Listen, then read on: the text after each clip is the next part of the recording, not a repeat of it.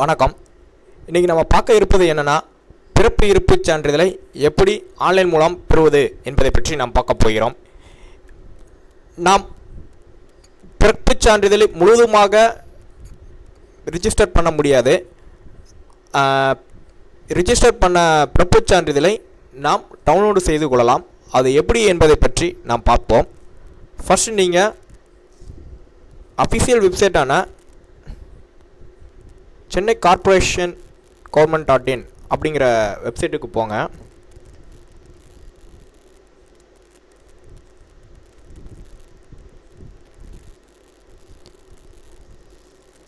போனதும் நீங்கள் Perth death certificate அப்படிங்கிட்டு இருக்கும், அந்த இதை செலக்ட் பண்ணுங்கள்.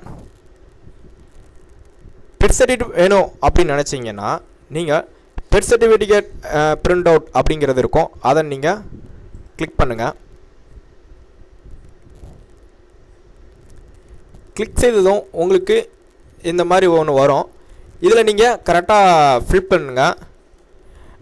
உங்களுடைய குழந்தை வந்து என்ன குழந்தை, மெயிலா ஃபீமேலா அப்படிங்கிறத நீங்கள் செலக்ட் பண்ணுங்கள். செலக்ட் பண்ணிட்டு எந்த டேட்டுக்கு பிறந்தாங்க அப்படிங்கிற டேட்டை கொடுங்க.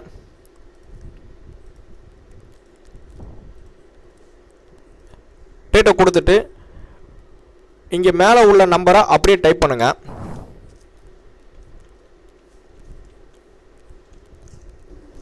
டைப் பண்ணி சப்மிட் கொடுங்க. ஆல்ரெடி இந்த இது உங்களுக்கு ரிஜிஸ்டர் ஆகியிருந்தா அப்படின்னா உங்களுடைய குழந்தையோட நேமும் டீட்டெயில்ஸும் வரும். அந்த டேட்டுக்கு பிறந்த குழந்தைகளுடைய டீட்டெயில்ஸ் எல்லாம் இங்கே வரும். நீங்கள் உங்களுடைய குழந்தைகள் நேம் இதான் அப்படிங்கிறத கன்ஃபார்ம் பண்ணிக்கோங்க. இதுதான் அப்படிங்கிற நினச்சிங்க அப்படின்னா பிரிண்ட் அவுட் எடுத்துக்கோங்க.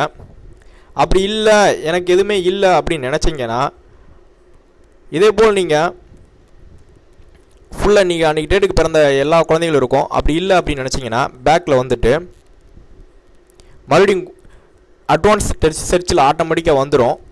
உங்களுடைய ரிஜிஸ்ட்ரேஷன் நம்பர் அந்த உங்களுக்கு ஆல்ரெடி கொடுத்துருப்பாங்க, அதோடைய ரிஜிஸ்ட்ரேஷன் நம்பர் அடிங்க.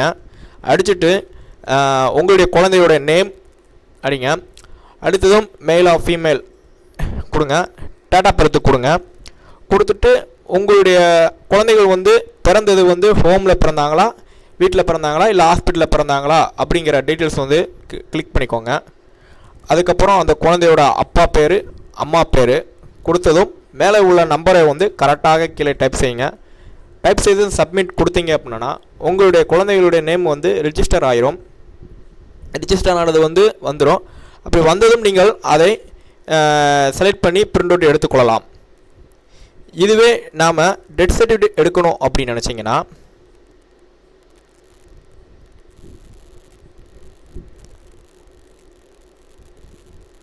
மறுபடியும் டெத் சர்டிஃபிகேட் போங்க.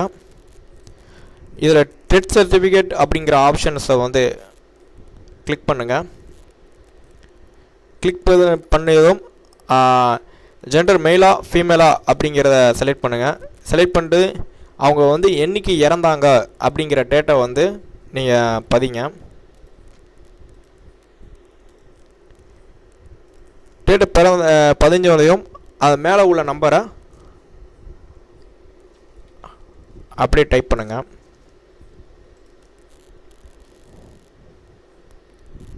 சப்மிட் கொடுத்தீங்க அப்படின்னா அன்றைக்கி டேட்டுக்கு யாரெல்லாம் இறந்தாங்க அப்படிங்கிற டீட்டெயில்ஸ் எல்லாமே இங்கே வரும். அதில் நீங்கள் டைப் பண்ண நேம் வந்து உங்களுடைய இறந்தவங்க நேம் வந்து இதில் இருக்குது அப்படின்னு நினச்சிங்க அப்படின்னா பிரிண்ட் அவுட் எடுத்து வச்சுக்கோங்க.